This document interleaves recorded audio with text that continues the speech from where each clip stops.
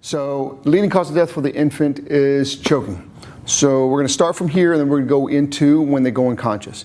So you have the infant here, they're having some trouble breathing, or you're not noticing, or you're feeding them and they start to choke. How do you know someone's choking? They're not making any sound.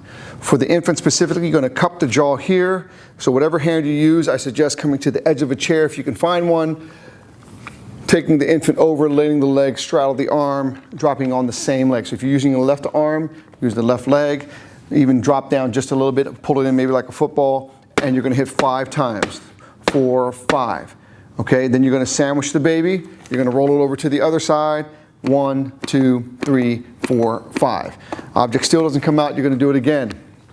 1, 2, 3, 4, 5. And then again, one more time. 1, 2, 3, 4, 5. The infant goes unconscious. We put the infant on a raised platform. Okay, it's just a lot easier. Can you work on an infant on the ground? Yes.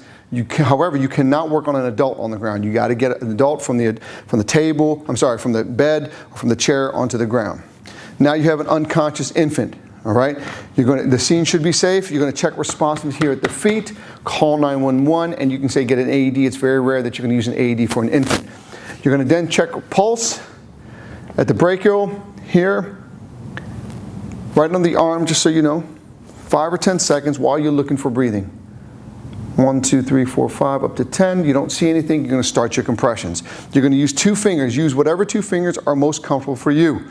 Okay, whether the first 2 or the second, the third and the fourth one. All right, and you're going to start your compressions.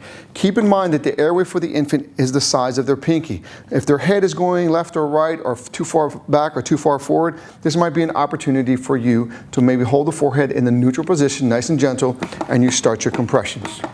Okay, if you notice my elbow's a little bit to the sky, to the ceiling, okay? And sometimes people complain about their fingers hurting, and it's possible. Keep in mind that the age of the infant is up to the age of 1. If this infant is a large 10 or 11-month-old, and is for children we do one hand, we could maybe simply go down to here if we need to, okay? We try to stay up here if we can, but it's okay to bring it down to here. Okay. Now, we're going to have you do that again as well when you come to our skill session for about 2 minutes. All right. Now, you also have the bag valve mask as well for the infant.